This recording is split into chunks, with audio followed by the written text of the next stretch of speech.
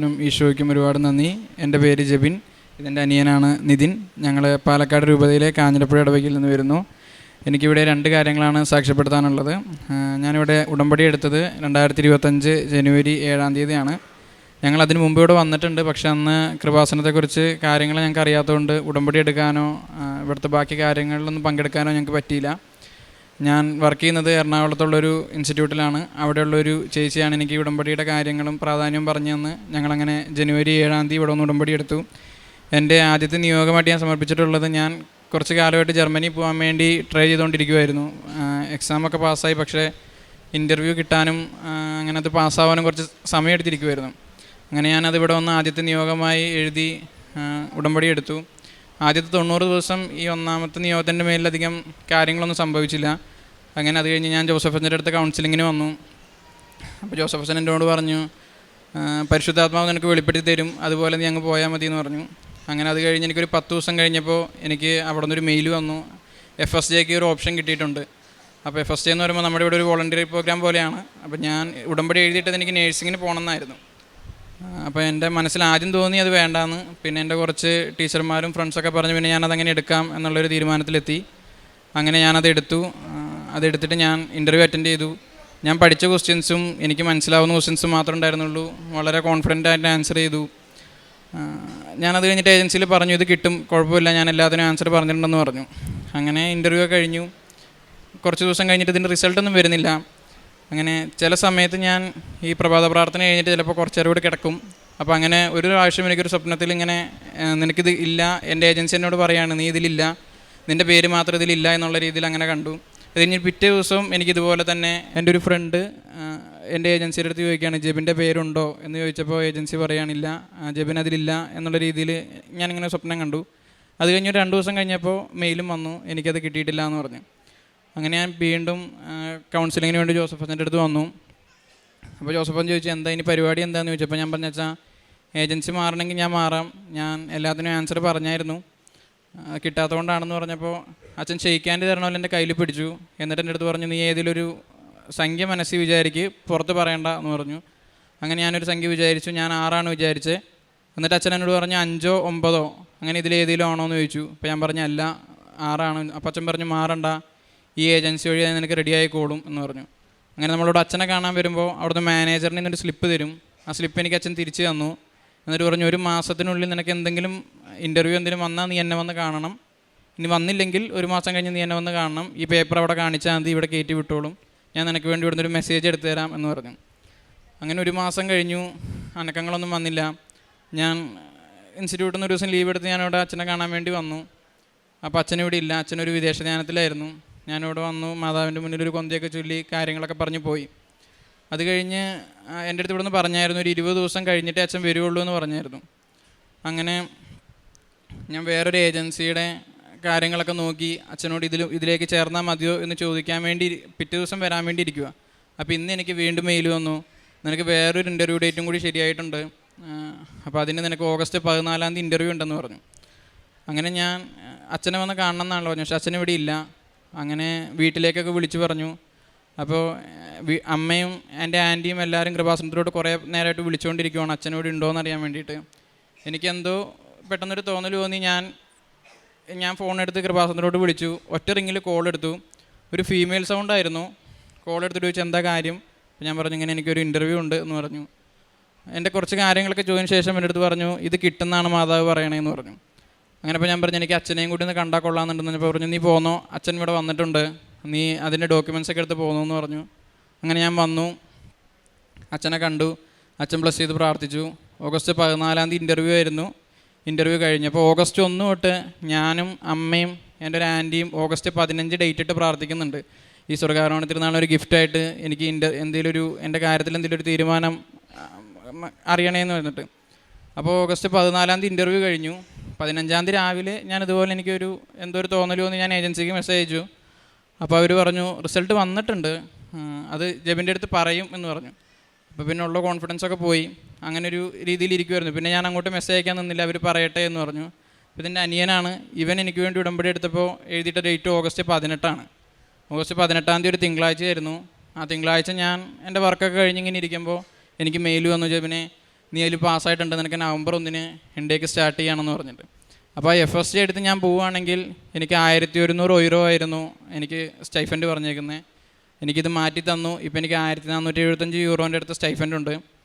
അപ്പോൾ എനിക്ക് വളരെ നല്ലത് തന്നെ മാതാവ് എനിക്ക് തന്നു. അത് കഴിഞ്ഞ് പിന്നെയുള്ള പ്രശ്നം വന്നത് VFSന് ഡേറ്റ് എടുക്കലായിരുന്നു. ഇപ്പോൾ വിസയ്ക്ക് ഡേറ്റ് കിട്ടാൻ ഒരുപാട് ബുദ്ധിമുട്ടാണ്. അപ്പോൾ എനിക്കാണെങ്കിൽ നവംബർ 1 ക്ലാസ്സും തുടങ്ങും. അപ്പോൾ എന്നോട് പറഞ്ഞു, നിനക്ക് ഒക്ടോബർ 2nd വീക്കോട് കൂടിയേ ഡേറ്റ് ഉണ്ടാവുള്ളൂ എന്ന് പറഞ്ഞു. അങ്ങനെ അതിനുവേണ്ടി പ്രാർത്ഥിച്ചു. അതും മാതാവിൻ്റെ കൊന്തമാസത്തിൻ്റെ തുടക്കത്തിൽ എനിക്ക് ഒക്ടോബർ 1 തന്നെ ഡേറ്റ് തന്നു. ഞാൻ VFS കൊണ്ടുപോയി സബ്മിറ്റ് ചെയ്തു. എനിക്ക് ഇന്നലെ എൻ്റെ വിസ വന്നു. എനിക്ക് മെയിൽ വന്നത് ഒരു ശനിയാഴ്ചയാണ്, മാതാവിൻ്റെ ദിവസമാണ്. എനിക്ക് വിസ വന്നതും ഇന്നലെ ശനിയാഴ്ചയാണ്, ഒരു മാതാവിൻ്റെ ദിവസമാണ്. ഈ വിസ അടിച്ചേക്കുന്നത് പാസ്പോർട്ടിലെ 7ാമത്തെ പേജിലാണ്. അപ്പോൾ എനിക്ക് ഇത്രയും കാര്യങ്ങൾ തന്ന മാതാവിനും ഈശോയ്ക്കും ഒരുപാട് നന്ദി പറയുന്നു. അതുപോലെ തന്നെ 2ാമത്തെ സാക്ഷ്യം വരുന്നത്, എനിക്ക് ഇടയ്ക്കിടയ്ക്ക് UTI വരുന്ന പ്രശ്നം ഉണ്ടായിരുന്നു. അങ്ങനെ അത് പോയി ചെക്ക് ചെയ്ത് നോക്കിയപ്പോൾ എൻ്റെ അടുത്ത് പറഞ്ഞു പ്രോസ്റ്റേറ്റ് ഇൻഫെക്ഷനാണ്, അത് ചിലപ്പോൾ ചെറുപ്പകാലത്ത് എന്തെങ്കിലും കാരണം കൊണ്ട് വന്നതായിരിക്കാം എന്ന് പറഞ്ഞു. അങ്ങനെ ഇതിൻ്റെ കാരണം കണ്ടുപിടിക്കാൻ വേണ്ടി കുറച്ച് ബ്ലഡ് ടെസ്റ്റൊക്കെ റൺ ചെയ്തു. അങ്ങനെ റൺ ചെയ്ത് കഴിഞ്ഞപ്പോൾ എൻ്റെ ബ്ലഡിൽ HbA1c കൂടുതലാണ്, ഷുഗർ കണ്ടൻറ്റ് കൂടുതലാണ്. അപ്പോൾ എൻ്റെ അടുത്ത് പറഞ്ഞു, ഇനിയിപ്പോൾ എന്നെ കാണിച്ചിട്ട് കാര്യമില്ല, നീ ഒരു ഫിസിഷ്യനെ കാണിച്ചോ, എന്നിട്ട് അതിനുള്ള മരുന്ന് എഴുതി മേടിച്ചോ എന്ന് പറഞ്ഞു. അപ്പോഴും ഞാനിങ്ങനെ ഈ ചെറിയ പ്രായത്തിൽ എനിക്കിനി ഷുഗറിൻ്റെ മരുന്ന് കഴിച്ച് നടക്കാൻ വയ്യ എന്നുള്ള രീതിയിൽ ഞാൻ എല്ലാ ദിവസവും സന്ധ്യാപ്രാർത്ഥനയ്ക്ക് നമ്മുടെ ഇവിടുത്തെ കൃപാസനത്തിലെ പ്രാർത്ഥന കഴിഞ്ഞിട്ട് ഉപ്പിട്ട് വെള്ളം കുടിക്കുമായിരുന്നു. ഞാൻ വേറൊരു മരുന്നും അതിനു വേണ്ടി എടുത്തിട്ടില്ല, ഞാൻ ഒരു ഡോക്ടറെയും പോയി കണ്ടിട്ടില്ല. ഞാനത് കഴിഞ്ഞു. ഞാനൊരു 10-15 ദിവസം കഴിഞ്ഞപ്പോൾ ഒരു ലാബിൽ പോയി വെറുതെ എൻ്റെ ബ്ലഡ് ടെസ്റ്റ് ചെയ്തു. എൻ്റെ ഷുഗർ മൊത്തം കംപ്ലീറ്റ്ലി നോർമലായിരുന്നു. അപ്പോൾ എനിക്ക് വിശ്വാസമായില്ല. പിന്നെ ഞാനൊരു 2 ദിവസം കഴിഞ്ഞ് വേറൊരു ലാബിൽ പിന്നെയും പോയി ടെസ്റ്റ് ചെയ്തു, അതും നോർമലായിരുന്നു. ഇങ്ങനെ 2 അനുഗ്രഹങ്ങൾ തന്ന മാതാവിനും ഈശോയ്ക്കും ഒരുപാട് നന്ദി. എൻ്റെ പേര് നിതിൻ. ഞാൻ ജൂലൈ 12-ാം തീയതിയാണ് ഇവിടെ വന്നിട്ട് ഉടമ്പടി എടുക്കുന്നത്. അപ്പോൾ ഉടമ്പടി എടുക്കാൻ വന്നപ്പോൾ തന്നെ എൻ്റെ മനസ്സിൽ ഒരു കാര്യം ഉണ്ടായിരുന്നു, ഉടമ്പടി മാതാവ് ഏറ്റെടുത്തു എന്നുള്ളതിന് എന്തെങ്കിലും ഒരു അടയാളം തരണേന്ന്. ഞാനിവിടെ വന്നപ്പോൾ തന്നെ എനിക്ക് സുഗന്ധാഭിഷേകം ഉണ്ടായി. അപ്പോൾ തന്നെ എനിക്ക് മനസ്സിലായി മാതാവിനെ ഇവിടെ എത്തിച്ചാണെന്നുള്ള കാര്യം മനസ്സിലായി. അതിൽ ഞാൻ ആദ്യമായിട്ട് നിയോഗം എഴുതിയിട്ടത് പരിശുദ്ധാത്മാവിനെ ലഭിക്കാനും അത് പരിശുദ്ധാത്മാവിനെ സ്വീകരിക്കാനുള്ള പ്രാപ്തി എനിക്ക് നൽകണമെന്നുമായിരുന്നു. അതെനിക്ക് ലഭിച്ചു എന്ന് തന്നെയാണ് എനിക്ക് വിശ്വസിക്കുന്നത്. കാരണം ഞാൻ ഓരോ കാര്യങ്ങളൊക്കെ ചെയ്യുമ്പോൾ എന്നെ ഒരു ഗൈഡ് ചെയ്യുന്നത് എൻ്റെ മനസ്സിലുണ്ടെന്ന എന്തൊരു ശക്തിയാണ്. ആ ശക്തി എന്നോട് ഇങ്ങനെ പറഞ്ഞു തരികയാണ്, നീ ഇതിലേക്ക് പോകൂ, ഇങ്ങനെ പോകൂ, അങ്ങനെ പോകുമെന്ന് പറഞ്ഞു തരികയാണ്. അപ്പോൾ എനിക്ക് മനസ്സിലായി പരിശുദ്ധാത്മാവ് എൻ്റെ ഉള്ളിൽ വന്നു എന്നുള്ള കാര്യം മനസ്സിലായി. പിന്നെ 2ാമത്തെ നിയോഗമായിട്ട് എഴുതിയെടുത്തത് ഞാൻ അഡ്മിഷന് വേണ്ടിയിട്ടാണ്. ഞാനിപ്പോൾ jubilee mission college of nursing തൃശ്ശൂരിൽ BSc നഴ്സിംഗ് വിദ്യാർത്ഥിയാണ്. ഫസ്റ്റ് അലോട്ട്മെൻറ്റൊക്കെ വന്ന സമയത്ത് എനിക്ക് അലോട്ട്മെൻ്റ് ഒന്നും എവിടെയും കിട്ടിയിട്ടുണ്ടായിരുന്നില്ല. കേരളത്തിൻ്റെ പുറത്ത് ഫുള്ള് ഏകദേശം ഫില്ലാവുകയും ചെയ്തു. അപ്പോൾ ആകപ്പാടെ ഭയങ്കര പ്രശ്നമായിട്ടിരിക്കുന്ന സമയത്തായിരുന്നു ഇവിടെ വന്ന് ഉടമ്പടി എടുത്തത്. ഇവിടെ ഉടമ്പടി എടുത്തത് ജൂലൈ 12-ാം തീയതിയാണ്. സെപ്റ്റംബർ 12-ാം തീയതി ആയപ്പോഴേക്കും എനിക്കൊരു നോട്ടിഫിക്കേഷൻ വന്നു, എനിക്ക് ജൂബിലി മിഷൻ നഴ്സിംഗ് കോളേജിൽ അഡ്മിഷൻ കിട്ടിയെന്ന്. പിന്നെ എൻ്റെ ഒരു വിഷമം എന്തായിരുന്നു എന്ന് വെച്ച് കഴിഞ്ഞാൽ, എനിക്കിനിപ്പോൾ അവിടെ ഹോസ്റ്റലിൽ പോയി കഴിഞ്ഞ് കഴിഞ്ഞാൽ ഉടമ്പടി കൃത്യമായിട്ട് ചെയ്യാൻ പറ്റുമോ എന്നുള്ളൊരു പേടിയുണ്ടായിരുന്നു. എന്നിട്ട് ഞാൻ അതിനുവേണ്ടി പ്രാർത്ഥിച്ചു, മാതാവ് എനിക്ക് എവിടെ കിട്ടിയാലും കുഴപ്പമില്ല, എനിക്ക് ഈശോയും മാതാവുമാണ് പ്രധാനം. അപ്പോൾ ആ രീതിയിലുള്ള എനിക്ക് ഉടമ്പടിയൊക്കെ പ്രധാനമായിട്ടും ചെയ്യാൻ പറ്റുന്നൊരു സ്ഥലത്ത് കൊണ്ട് എത്തിക്കണമെന്നുണ്ടായിരുന്നു. എനിക്ക് കിട്ടിയ ഹോസ്റ്റൽ എന്ന് പറഞ്ഞു കഴിഞ്ഞാൽ ഈ വയസ്സായ ആൾക്കാരൊക്കെ താമസിക്കുന്ന ഒരു അനാഥ മന്ദിരമാണ്. അപ്പോൾ എനിക്ക് കാരുണ്യപ്രവൃത്തി ചെയ്യാൻ വേണ്ടി എവിടേക്കും പോകേണ്ട കാര്യമില്ല. പിന്നെ തൊട്ടടുത്ത് തന്നെ പള്ളിയുണ്ട്. പിന്നെ ഞാൻ പഠിക്കണ കോളേജിൽ തന്നെയാണെങ്കിൽ എല്ലാ മാസാദ്യ വെള്ളിയാഴ്ചയും കുർബാനയും കുമ്പസാരവും ഉണ്ട്. അപ്പോൾ ഉടമ്പടിയുടെ എല്ലാ കാര്യങ്ങളും അതോടെ ചെയ്തുകൊണ്ട് ഞാൻ ഇഷ്ടപ്പെട്ട കോളേജിൽ തന്നെ എനിക്ക് കിട്ടുകയും ചെയ്തു. അതുപോലെ തന്നെ ആഗ്രഹിച്ച പോലെ ഉടമ്പടി പൂർണ്ണമായിട്ട് പൂർത്തിയാക്കാനും പറ്റി. പിന്നെ 3ാമത്തെ നിയോഗമായിട്ട് വെച്ചത് ഞാൻ എൻ്റെ ചേട്ടൻ്റെ ജർമ്മനി പോക്കിൽ വേണ്ടിയിട്ടാണ്. ഇവിടെ വന്നപ്പോൾ നിയോഗം വെക്കണം എന്നുണ്ടായിരുന്നു, പക്ഷേ ഏത് ഡേറ്റ് വെക്കണമെന്ന് കറക്റ്റായിട്ട് തീരുമാനിച്ചിട്ടുണ്ടായിരുന്നില്ല. ഇവിടെ വന്നപ്പോൾ എൻ്റെ മനസ്സിലിങ്ങനെ തോന്നി ഓഗസ്റ്റ് 18 എന്ന് എഴുതുമെന്ന്. ഓഗസ്റ്റ് 18 ഞാൻ എഴുതി. സംഭവം ഞാൻ ആ ഡേറ്റിനെ കുറിച്ച് മറന്നു പോയിട്ടുണ്ടായിരുന്നു. പക്ഷേ ഇവൻ ഓഗസ്റ്റ് 18-ാം തീയതി എന്നെ വിളിച്ച് പറഞ്ഞു, ഇങ്ങനെ എനിക്ക് ഇൻ്റർവ്യൂ പാസ്സായി. അതൊരു ഇൻ്റർവ്യൂസ് പാസ്സായിട്ടൊന്നും ഉണ്ടായിരുന്നില്ല. ഇൻ്റർവ്യൂ പാസ്സായി, കോൺടാക്ട് ലെറ്റർ പെട്ടെന്ന് വന്നു എന്ന് പറഞ്ഞു.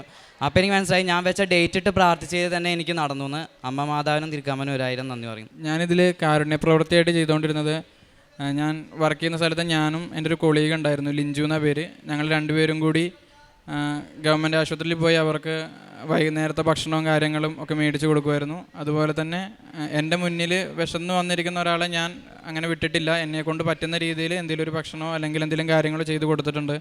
അതുപോലെ തന്നെ ഓൺലൈൻ ചാരിറ്റികളും ചെയ്തു കൊടുക്കുന്നുണ്ടായിരുന്നു. അങ്ങനെ നമ്മൾ ഫോണിലോ അങ്ങനെ കാര്യങ്ങളിൽ എവിടെയെങ്കിലും ആർക്കെങ്കിലും ഒരു സഹായം വേണമെന്ന് പറഞ്ഞാൽ എൻ്റെ സാലറിയിൽ നിന്ന് എന്നെക്കൊണ്ട് പറ്റുന്ന ഒരു സംഖ്യ ഞാൻ അവർക്ക് അയച്ചു കൊടുത്തിട്ടുണ്ട്. പ്രേക്ഷിത പ്രവർത്തനമായിട്ട് എല്ലാ മാസവും ഇവിടെ വന്ന് പത്രം മേടിക്കുമായിരുന്നു. ആ പത്രം ഞങ്ങളുടെ കോളേജിൻ്റെ അവിടെയുള്ള ക്രൈസ്തവർക്കും എല്ലാവർക്കും ഞങ്ങൾ പോയി കൃപാസനത്തിലെ കാര്യങ്ങളൊക്കെ പറഞ്ഞ് മാതാവിൻ്റെ ഇവിടുത്തെ പ്രത്യക്ഷപ്പെട്ടതും എല്ലാ കാര്യങ്ങളും പറഞ്ഞ് തന്നെ അവർക്ക് കൊടുക്കാൻ പറ്റി. ഇത് രണ്ടുമാണ് ഞാൻ കാരുണ്യപ്രവൃത്തിയും പ്രേക്ഷിത പ്രവർത്തനമായിട്ട് ചെയ്തത്. ഇത്രയും കാര്യങ്ങൾ എനിക്കും എൻ്റെ കുടുംബത്തിനും ചെയ്തു തന്ന ഈശോയ്ക്കും അമ്മ മാതാവിനും ഒരുപാട് നന്ദി. യെശയ്യാ പ്രവാചകൻ്റെ പുസ്തകം 46-ാം അധ്യായം 10-ാം തിരുവചനം. എൻ്റെ ഉപദേശങ്ങൾ നിലനിൽക്കും, എൻ്റെ ഉദ്ദേശങ്ങൾ ഞാൻ നിറവേറ്റുകയും ചെയ്യും എന്ന് പറഞ്ഞ് ആദിയിലെ ഞാൻ എൻ്റെ ഉദ്ദേശം വെളിപ്പെടുത്തി. പുരാതന കാലം മുതൽ സംഭവിക്കാനിരിക്കുന്നവ ഞാൻ വെളിപ്പെടുത്തി. അതാണ് വാഗ്ദാനം എന്ന് പറയുന്നത്. യെശയ്യാ പ്രവാചകനിലൂടെയുള്ള ഒരു വലിയ വാഗ്ദാനത്തെക്കുറിച്ചാണ് നാം കേട്ടത്. ദൈവം ഉടമ്പടിയിൽ അല്ലെങ്കിൽ വാഗ്ദാനങ്ങളിൽ വിശ്വസ്തനാണ്. നാം വിശ്വസ്തരാണോ എന്നാണ് നമുക്ക് ചിന്തിക്കാനുള്ള ഒരു വലിയ ചോദ്യചിഹ്നം. ഇവിടെ ജെബിനും നിതിനും 2 സഹോദരങ്ങൾ മാതാപിതാക്കളില്ലാതെ തന്നെ ഇവിടെ വന്ന് സാക്ഷ്യം പറയുന്ന ഒരു വലിയ മനോഹര ദൃശ്യമാണ് നാം കാണുന്നത്. സാധാരണഗതിയിൽ മാതാപിതാക്കൾ മക്കൾക്ക് വേണ്ടി ഉടമ്പടിയെടുത്ത് പ്രാർത്ഥിച്ച് മക്കൾക്ക് സമയമില്ല എന്നാണ് എപ്പോഴും പറയാറുള്ളത്. ഇവിടെ മാതാപിതാക്കളില്ലാതെ തന്നെ ഈ മക്കൾ വളരെ സന്തോഷത്തോടു കൂടി അവരുടെ വലിയ ഒരു ഉത്തരവാദിത്വമായ തങ്ങളുടെ ആധ്യാത്മിക ജീവിതത്തെ മുൻതൂക്കം കൊടുത്തുകൊണ്ട് ഉടമ്പടിയെടുത്ത് എല്ലാ മക്കൾക്കും വേണ്ടി പ്രാർത്ഥിക്കുന്ന ഒരു നല്ല സാക്ഷ്യമാണ്. നമുക്ക് ഇവർക്ക് വേണ്ടി തുടർന്നും പ്രാർത്ഥിക്കുകയും ഇവരുടെ നല്ല സാക്ഷ്യത്തിന് ഈശോയ്ക്കും പരിശുദ്ധ അമ്മയ്ക്കും നന്ദി പറയുകയും ചെയ്യാം. അതുപോലെ തന്നെ ഉടമ്പടിയിൽ മുന്നോട്ട് പോകാനുള്ള ഒരു യജ്ഞം കൂടി ഇവർ അവിടെ പറയുകയുണ്ടായി. ഞങ്ങൾ ഉടമ്പടിയിലായിരിക്കും എന്നുള്ളൊരു ഉറപ്പ് നൽകുന്നതുകൊണ്ടാണ് ഇവിടെ ഇന്ന് ഇവർ കയറി നിന്ന് സാക്ഷ്യം പറയുന്നത്. ഇവർക്ക് ജോസഫ് അച്ഛൻ്റെ കൈവെപ്പ് ശുശ്രൂഷ ലഭിച്ചതു മുതൽ ഇവർക്ക് ഒരുപാട് സ്വപ്നങ്ങളും ദിവ്യദർശനങ്ങളും എല്ലാം അവർക്ക് മുന്നറിയിപ്പുകളും അവരുടെ എല്ലാ കാര്യങ്ങൾക്കുള്ള മുന്നോട്ടുള്ള എല്ലാ നിർദ്ദേശങ്ങളും അവർക്ക് പരിശുദ്ധ അമ്മ നൽകിക്കൊണ്ടിരുന്നു. ജെബിൻ പറയുകയുണ്ടായി, ഞാൻ ഉടമ്പടി എടുത്തതിന് ശേഷം 5:30 പ്രാർത്ഥന കൃത്യമായി ചെയ്യും. അത് കഴിഞ്ഞ് കുറച്ച് നേരം കിടന്നുറങ്ങും. അതിന് ശേഷമാണ് എൻ്റെ ബാക്കി പ്രാർത്ഥനകളെല്ലാം ഞാൻ ചെയ്യാറുള്ളത്. അത് നമുക്ക് അത്ര ശരിയായ രീതിയല്ല. നമ്മെപ്പോഴും 5:30 നമ്മെ ഈശോ ഉണർത്തി, പരിശുദ്ധ അമ്മ നമ്മെ ഉണർത്തുന്നുണ്ടെങ്കിൽ പരിശുദ്ധാത്മാവിനോട് റെസ്പോണ്ട് ചെയ്യുന്ന ഒരു വലിയ സമയമാണിത്. നമ്മളതിലൊരിക്കലും മടി കാണിക്കരുത് എന്നുകൂടി നമ്മൾ ഓർമ്മിച്ചെടുക്കണം. അബ്രാഹത്തിനും മോശയ്ക്കൊക്കെ സംഭവിച്ചത് തന്നെയാണ്. അബ്രാഹത്തിന് ഒരു തമാശ തോന്നി. അതായത് 75-ാമത്തെ വയസ്സിൽ നിന്നെ ഒരു ജനതയാക്കുമെന്ന് ദൈവം പറഞ്ഞപ്പോൾ ആ സംശയം അദ്ദേഹത്തിന് ഉദിച്ചു. അതുപോലെ മോശയോട് പറഞ്ഞു, നീ വടി നീട്ടുക എന്ന് പറഞ്ഞപ്പോൾ മോശ ചെയ്ത ഒരു ചെറിയ ഡിസൊബീഡിയൻസ്, അതൊന്നും നമ്മുടെ ജീവിതത്തിൽ ഉടമ്പടിയിൽ ഉണ്ടാകരുത് എന്നാണ് നമുക്ക് പഴയ നിയമം വായിക്കുമ്പോൾ നമുക്ക് വായിച്ചെടുക്കേണ്ട കാര്യങ്ങൾ. നമുക്കെപ്പോഴും വിശ്വസ്തരായിരിക്കാം. നമുക്കെപ്പോഴും നമ്മളൊരല്പം ശുഷ്കാന്തി കാണിച്ചാൽ പരിശുദ്ധ അമ്മ നമ്മുടെ കാര്യത്തിൽ ഒരുപാട് മുന്നോട്ടുള്ള നമ്മുടെ എല്ലാ കാര്യങ്ങളിലും പരിശുദ്ധ അമ്മ തന്നെയാണ് ഇടപെട്ട് നമ്മുടെ കാര്യങ്ങളെല്ലാം ശ്രദ്ധാലുവായി നമുക്ക് നേടിത്തരാൻ പരിശുദ്ധ അമ്മ മുൻകൈയെടുക്കുക. ജെബിനൊരു പ്രോസ്ട്രേറ്റ് ഇഷ്യൂവിനെ കുറിച്ചുള്ള ഒരു അസ്വസ്ഥതയുണ്ടായിരുന്നു. അതെല്ലാം ഇവിടുത്തെ നേർച്ച വസ്തുക്കൾ ഉപയോഗിച്ചതിൻ്റെ ഫലമായി വളരെ പെട്ടെന്ന് തന്നെ ബയോമെട്രിക് പാസ്സാകാനുള്ള വലിയ ഒരു ആശ്വാസവും അതെല്ലാം കൃത്യമായി പരിശുദ്ധ അമ്മ പരിഗണിച്ചു കൊടുത്തതിന് നമുക്ക് ഈശോയ്ക്കും പരിശുദ്ധ അമ്മയ്ക്ക് നന്ദി പറയാം. നിതിൻ പറയുകയുണ്ടായി, എനിക്ക് പരിശുദ്ധാത്മാവിൻ്റെ നിറവിന് വേണ്ടിയാണ് ഞാൻ ആദ്യമായി ഉടമ്പടിയിൽ എൻ്റെ നിയോഗം വെച്ചത്. പരിശുദ്ധാത്മാവ് നിറഞ്ഞു കഴിയുമ്പോൾ നിങ്ങൾ ലോകത്തിൻ്റെ അതിർത്തികൾ വരെ യൂദയായാലും സമറിയായാലും പോയി നിങ്ങൾ എനിക്ക് സാക്ഷി നൽകുമെന്ന് ഈശോ തന്നെ ശിഷ്യന്മാരോട് പറയുന്നത് നമുക്ക് ഓർമ്മിച്ചെടുക്കാം. പരിശുദ്ധാത്മാവ് നിറഞ്ഞു കഴിയുമ്പോൾ പിന്നെ നമുക്ക് യാതൊന്നും സംശയിക്കേണ്ട ആവശ്യമില്ല. പരിശുദ്ധാത്മാവാണ് നമ്മെ വഴി നടത്തുന്നത്. പരിശുദ്ധ പരിശുദ്ധാത്മാവിൻ്റെ മണവാട്ടി ആയതുകൊണ്ട് തന്നെ അവർക്ക് തന്നെ ഒരു വലിയ ഉത്തരവാദിത്വമുണ്ട്. ഈ ഉടമ്പടി എടുത്തു കഴിയുമ്പോൾ നമ്മുടെ കൂടെ സഞ്ചരിക്കുവാനും നമ്മുടെ എല്ലാ കാര്യങ്ങളിലും നമുക്ക് ശ്രദ്ധാപൂർവം നമ്മളെ പരിപാലിക്കേണ്ടതും പരിശുദ്ധ അമ്മ നമ്മെ ഏറ്റെടുക്കുകയാണ്. ഇവരുടെ എല്ലാ അയോഗ്യതകളെയും പല സമയത്തടസ്സങ്ങളും അവരുടെ എല്ലാ ഇൻ്റർവ്യൂ തടസ്സങ്ങളും എല്ലാ അയോഗ്യതകളുണ്ടായിട്ടും കൃപകൾ നിറച്ചുകൊണ്ടാണ് സമയച്ചുരുക്കത്തിൻ്റെ അമ്മ ജെബിനും നിതിനും ഈ ഒരു വലിയ അനുഗ്രഹം നൽകി അവരെ പ്രത്യക്ഷീകരണത്തിൻ്റെ സാക്ഷികളാക്കിയിരിക്കുന്നത്. വിസ തടസ്സമുള്ള എല്ലാ മക്കളെയും ജോലിക്കായി കാത്തിരിക്കുന്ന എല്ലാ മക്കളെയും ഈ സാക്ഷ്യത്തോട് ചേർത്ത് വെച്ചുകൊണ്ട് ജെബിനും നിതിനും ലഭിച്ച എല്ലാ അനുഗ്രഹങ്ങൾക്കും ഈശോയ്ക്കും പരിശുദ്ധ അമ്മയ്ക്കും നല്ലൊരു കയ്യടി നൽകി സാക്ഷ്യം നമുക്ക് സമർപ്പിക്കാം. അത്യപൂർവ ദൈവാനുഭവങ്ങൾ ഇനി നിങ്ങൾക്കും സ്വന്തം. ഈ യൂട്യൂബ് ചാനൽ ഇതുവരെ സബ്സ്ക്രൈബ് ചെയ്തിട്ടില്ലെങ്കിൽ ഇപ്പോൾ തന്നെ സബ്സ്ക്രൈബ് ചെയ്യുക. ഈ വീഡിയോ ഇപ്പോൾ തന്നെ നിങ്ങളുടെ സുഹൃത്തുക്കൾക്ക് ഷെയർ ചെയ്തുകൊണ്ട് കർത്താവിൻ്റെ പ്രേക്ഷിതരാകുക.